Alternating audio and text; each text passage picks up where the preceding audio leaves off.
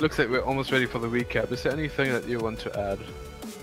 No, I just want to wish Taiwan the best of luck against Japan. I know that Taiwan didn't show their true potential against Japan in the winners bracket match.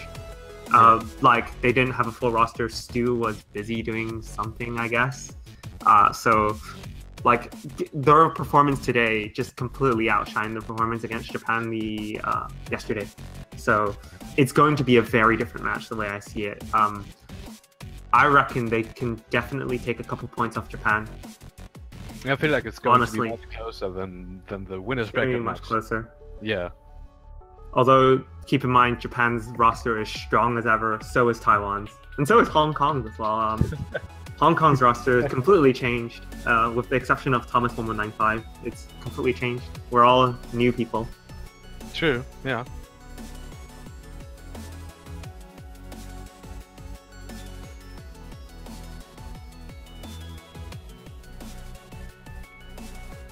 But yeah, it was definitely a hard-fought battle to get where we were, and You deserve it though. You did so well in the tournament. And even though there were teams that didn't place third, second, or first, you did super good as well. Let's just consider how hard this year's map pools were in general compared to what we had before. did I have HP remaining on Tiebreaker? I didn't actually quite see.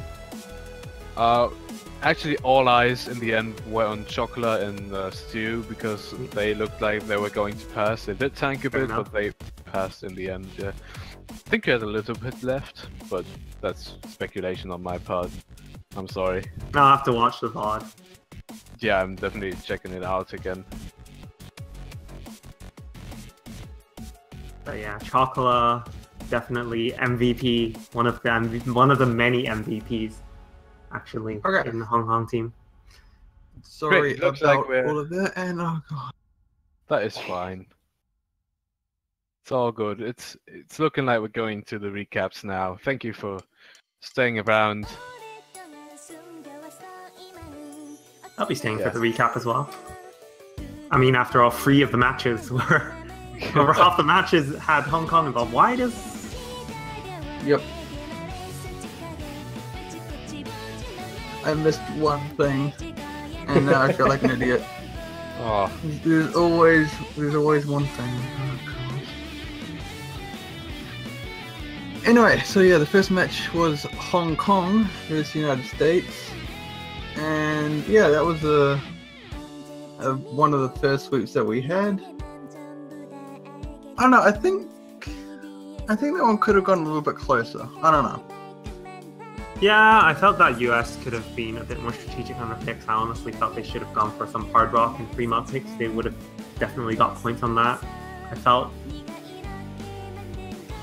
Yeah, I mean that's the case with like a lot of these matches, especially this late, and like they could definitely go one way or the other.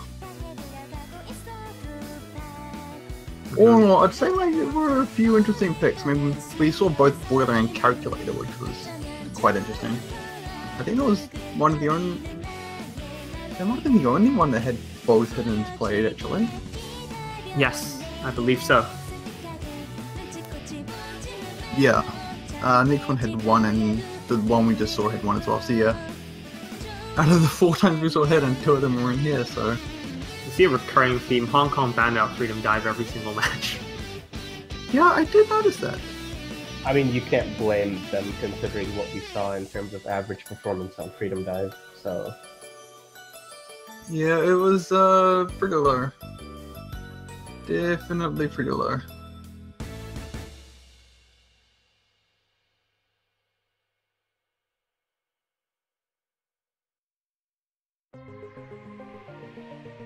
But yeah, up next we had Taiwan versus Japan, and that was I was definitely expecting more of a close one with that. Like, I was really hoping that Taiwan would at least get a point. Yeah, but I mean, Taiwan didn't have their best roster on that day. They were missing players, and I kind of had an impression that they were fooling around a bit. Like, as in, they knew they couldn't be. I think it was actually a very strategic decision made by Taiwan. Actually, it was actually I think they a very. were saying during the match that like it was just a chill match. it was a very good decision made by Taiwan actually. Since they're missing their top player, they could probably this is what I think their logic was, which is they're missing the top players. They honestly don't have a chance against Japan. So instead of revealing what we're good at or what we're bad at like to the winner of the losers bracket, which is us, but they didn't know that back then. But instead of revealing what we're good at, we'll just send in our worst players for every map, and then reveal zero information. So then Taiwan have the advantage on scouting, basically, because they can see the 2 matches that the countries in the losers bracket could have done, but we could know nothing because they sent their worst players, so they wouldn't accurately reflect what they were doing. In short, yeah. So that was really strategic. Yeah, I mean, next weekend they'll have the advantage of hidden information. I mean, that being said, at the same time, like, Japan don't really have anything to hide, so they don't really need to take advantage of such strategies. It's like, we'll send our worst players, we're still gonna probably win. The sad truth about the Taiko World Cup. Hey, it's strategy. We even considered throwing a match at one point so that we had an easier trip through losers brackets, but we decided against it because it would look really bad.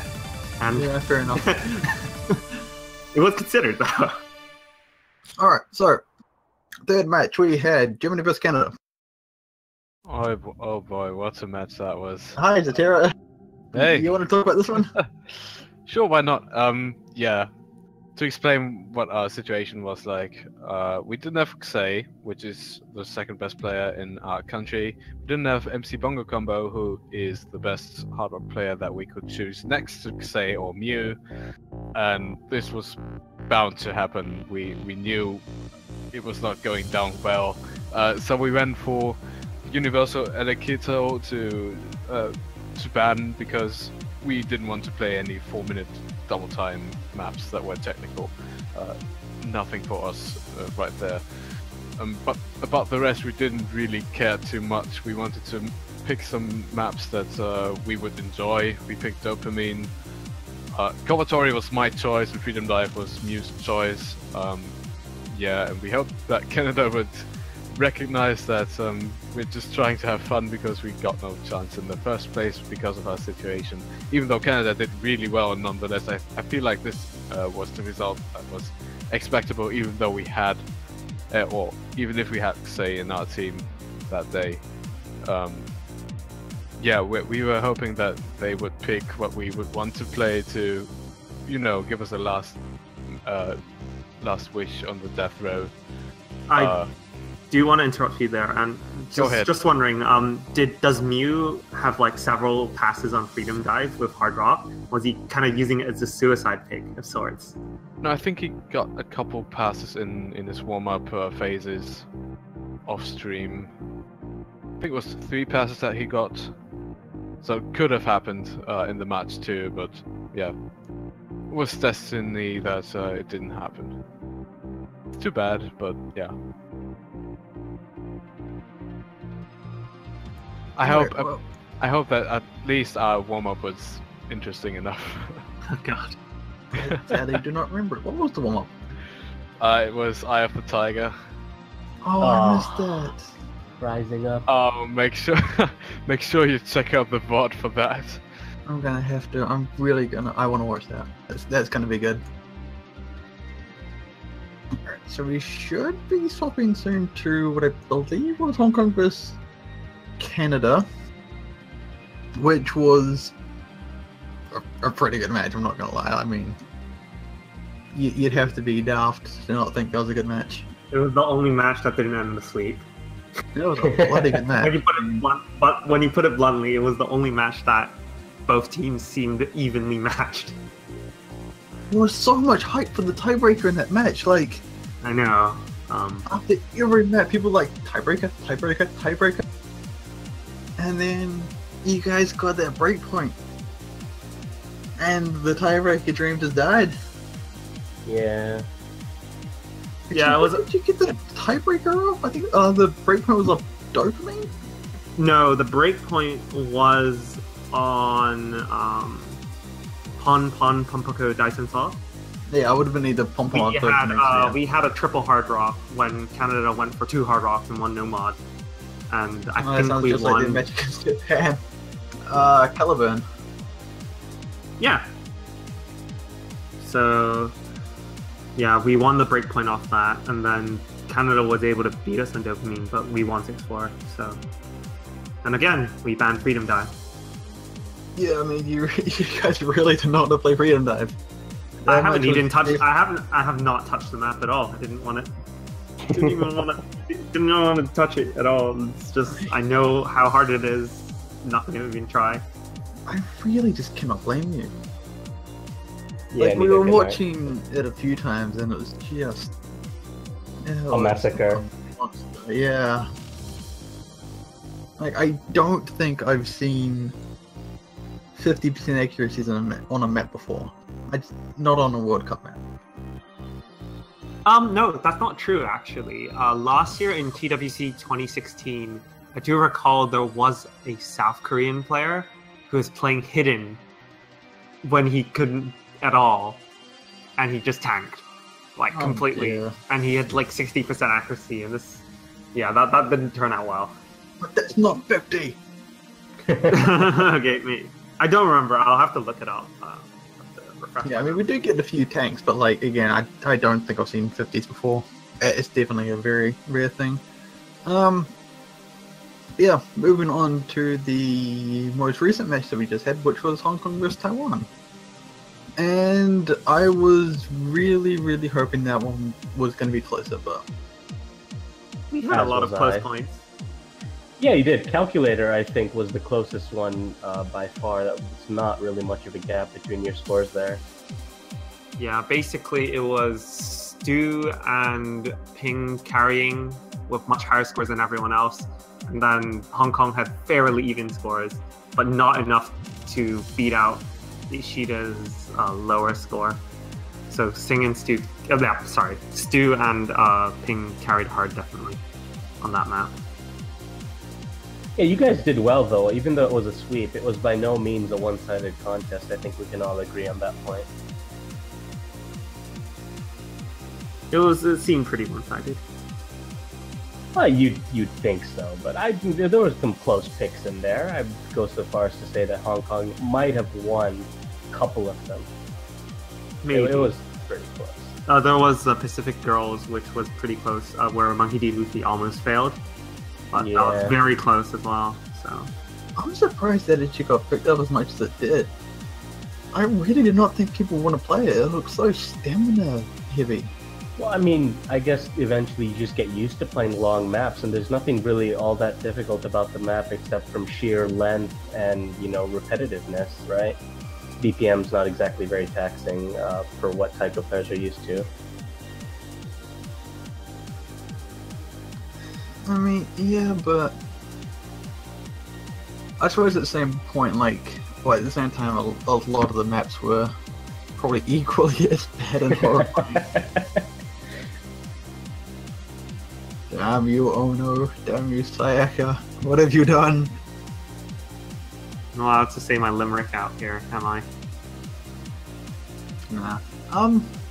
But I still think Pacific Girls game picked up that often was still quite a surprise for me. I guess it was almost the most normal map in the map pool, wasn't it? It was just consistent streams. I don't know if that's normal. I don't know. Yes. Okay. So this was just going back. So this was TWC 2016. Runa getting 56.31% accuracy on a hidden map. So oh, really, Runa? That's Runa of all people. Yeah. Wow. Oh man. He can only hard rock, can't hidden, but yeah, that's a thing. So it's not the first time it's happened, but it's definitely a lot more common in TWC 2017.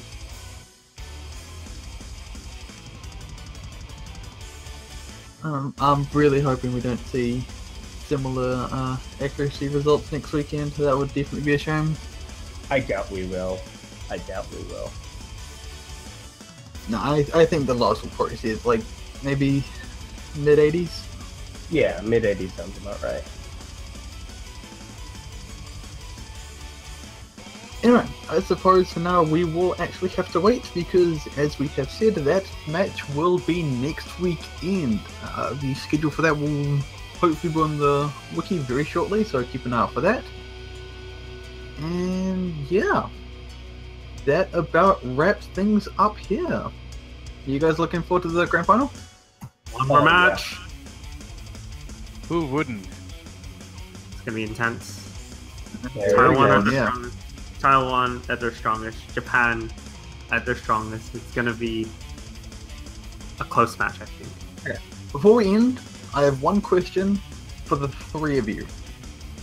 Okay. Will we see Japan concede a point next weekend, or will they continue undefeated? They will concede a point. They- I'm certain. I am certain they will concede a point. Yeah. I'm calling 6-2, 7 days in advance. No, it's out of set. It's race. It's best of 13, isn't it? 13, yeah, right. Yeah, so, best of 13. Right. 7-2 then. I think it's a bit more close than that. Well, I mean, Okay, results so- aren't everything, so... No, go ahead. Yeah. I think the unanimous result is yes, they will concede a point. So we will definitely have to keep an eye out for that next weekend to see if they do concede a point or not. But until then, we will be signing off. Have a good weekend, and we'll see you in a week. See you around. Goodbye.